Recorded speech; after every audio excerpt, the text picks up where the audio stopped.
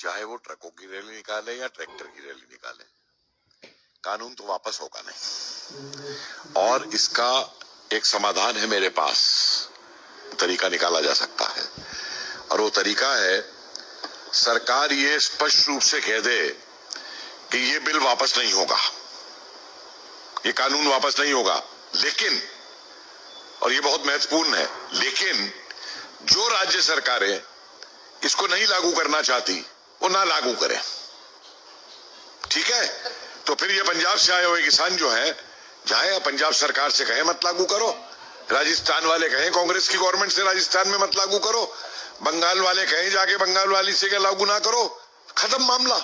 कि संविधान कानून वापस नहीं होगा, राज्य सरकारों की मर्जी है वो इसको लागू करे या ना करें, बात खत्म हो गई, इनकी मांग पूरी हो गई। अपने अपने राज्य में जाकर के करवा लें अपनी अपनी सरकारों से, मत लागू करो इनको। किस बात का आंदोलन? फिर ये तमाशा बन गया है एक आंदोलन का कि खुद तो राहुल गांधी पिकनिक मनाने और न्यू ईयर ईव मनाने इटली चला जाता है और वहां से जाके कह रहा है कि यहाँ किसान ठंड में लड़ रहे हैं।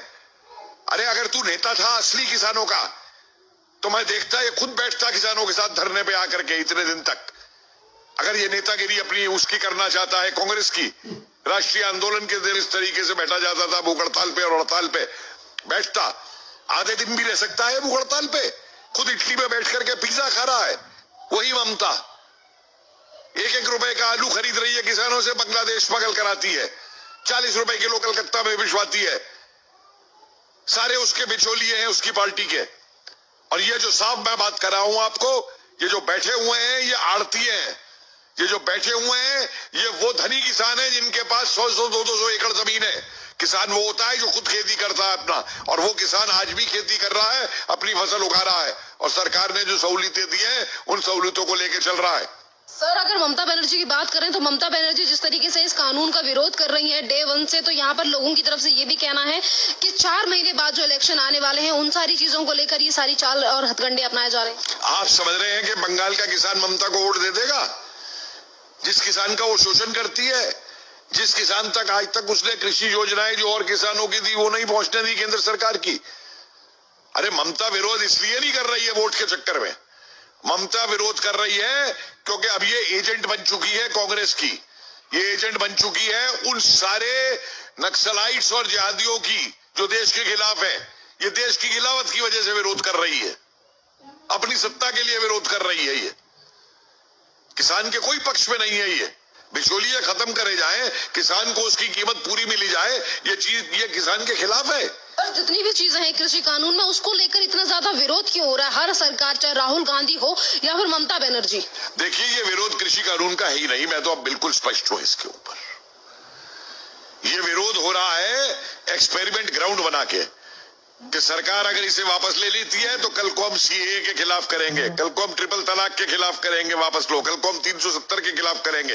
दुनिया मूर्ख नहीं है, ये देश बेवकूफ नहीं है जो इस चाल को नहीं समझ रहा है नक्सलाइट्स की और पीएफआई की और आईएसआई एजेंट्स की और खालिस्तानी एजेंट्स की।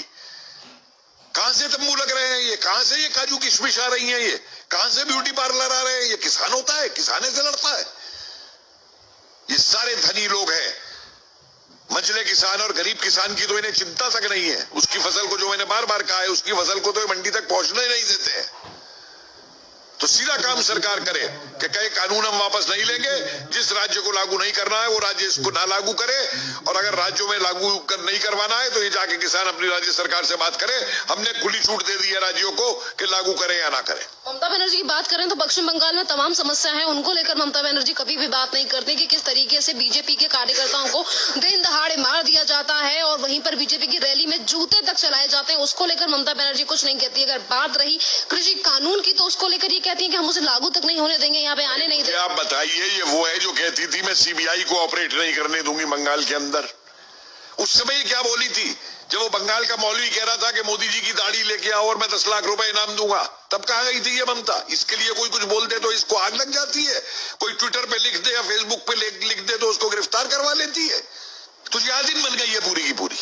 सर जितनी भी तरीके की चीजें टीएमसी की कार्यकर्ता या फिर ममता बनर्जी की तरफ से की जा रही है, तो आपको क्या लगता है कि 4 महीने बाद जो इलेक्शन होने वाले हैं, इन सारी चीजों का रिजल्ट देखने को मिलेगा दीदी को? क्योंकि दीदी तो अभी किसानों की अन्नदाता बनी हुई है, अन्नदाताओं की भगवान बनी हुई है, जिस तरीके से वो बात कर रही है। भाई अपने आप मैं कह दूं मैं कुछ भी हूं, मैं भगवान बन गया हूं, मैं किसानों का भगवान बन जाऊंगा, मैं कह दूंगा तो जो मर्जी ये करती रहे। देखिए बंगाल की जनता बेवकूफ नहीं है, बंगाल की जनता एक बहुत ही जागरूक जनता है बंगाल की। मत भूलिए कि बंगाल ने राष्ट्रवादी आंदोलन को, अंग्रेजों के खिलाफ संघर्ष को किस तरीके से बंगाल ने जो है नेतृत्व प्रदान किया था, चाहे वो क्रांतिकारी रहे हो और चाहे वो देशबंधु चित्तरंजन दास रहे हो और चाहे वो नेताजी सुभाष चंद्र बोस रहे हो और चाहे वो श्यामा प्रसाद मुखर्जी रहे हो। किस तरीके से इन लोगों ने बंगाल को बचाया था और बंगाल के लिए कुर्बानियां दी थी। बंगाल की जनता बेवकूफ नहीं है और ना ये बंगाल की जनता अब नक्सलाइटों और लेफ्टिस्टों के कहने पे चलेगी और ना राष्ट्र विरोधी तत्वों के ऊपर चलेगी, ना उनके ऊपर चलेगी जो बांग्लादेश से घुसा करके यहाँ पे लोगों को यहाँ की नागरिकता दिलवा रहे हैं। सर अगर विपक्ष की बात करें तो जितनी भी विपक्षी पार्टियां हैं या फिर यानी कि जितनी भी राजनीतिक दल हैं, चाहे फिर वो केजरीवाल हो या फिर तमाम अन्य नेता हो, आखिरकार ये इस तरीके की बातें क्यों कर रहे हैं? और यहाँ पर किसानों की अगर हम बात करें, जो आंदोलन चल रहा है उसमें मीटिंग हो रही है, बार बार पीएम नरेंद्र मोदी समझाने की कोशिश कर रहे हैं, पर उसके बावजूद भी किसानों की तरफ से जो आंदोलन हो रहा है उसमें से कुछ लोग निकलकर सामने आ रहे हैं और ये कह रहे हैं कि हम किसानों के नेता हैं और वो डेटे भी बता रहे हैं कि हम तब तक आंदोलन करेंगे। देखिए ऐसा है, मैं बार बार एक बात कह रहा हूं कि अब ये किसान आंदोलन नहीं रहा है। अब देखिए ना कि आंदोलन में तब मानता हूं जब कोई भी आंदोलन होता है तो उस आंदोलन के अंदर अगर किसी बात को लेकर आंदोलन होता है तो उस बात का समाधान निकाला जाता है बातचीत करके। उसमें ब्लैकमेल और थ्रेटनिंग और ये धौंस नहीं दिखाई दी जाती है। इन्हें मालूम है स्टेट पावर क्या है, ये क्या धौंस दे रहे हैं ये। और जिस दिन सरकार ये बात कर देगी जो मैं कह रहा हूं, तो आप देखिए ये जितने असली किसान हैं वो यहाँ नहीं रहेगा, अगर कुछ है भी तो इनमें वो नहीं रहेगा यहाँ पे, और यहाँ पे रह जाएंगे सिर्फ देशद्रोही वाले जो बैठे हुए हैं। और इनको इसके ऊपर जो सरकार डंडा चलाएगी, इनका इलाज देखिएगा क्या हो। ये योगेंद्र यादव किसान नेता है, ये प्रशांत भूषण किसान नेता है, वो मेधा पाटकर किसान नेता है, वो जो शाहीन बाग वाली वहां पे जाके बोली वो किसान नेता है। अरे ये सब के सब जो है ये अपनी राजनीति के लिए, क्योंकि ये पिट चुके हैं। आज कांग्रेसियों को लूट का माल नहीं मिल रहा, स्कैम करने के ऊपर रो रहे हैं। आज उनको बोर्डों की चेयरमैनशिप नहीं मिल रही पैसा कमाने के लिए, रो रहे हैं, वापस सत्ता में आना चाहते हैं। आज कांग्रेस के ही राहुल गांधी अभी ट्वीट ये करके बोलते हैं और ये कहते हैं कि ये जो आंदोलन है, यानी कि जिसके लिए आपने कहा कि ये किसानों का आंदोलन नहीं है, इसी आंदोलन को लेकर राहुल गांधी ये बोलते हैं कि ये जो आंदोलन है ये चंपारण का आंदोलन बन चुका है और जनता एकजुट हो चुकी है। राहुल गांधी को मालूम भी है कि चंपारण का आंदोलन क्या था। आए मुझसे बात करें चंपारण के आंदोलन के ऊपर। इसको मालूम है बाबा रामचंद्र का अवध का आंदोलन क्या था, जहां से नेहरू ने राजनीति शुरू की थी।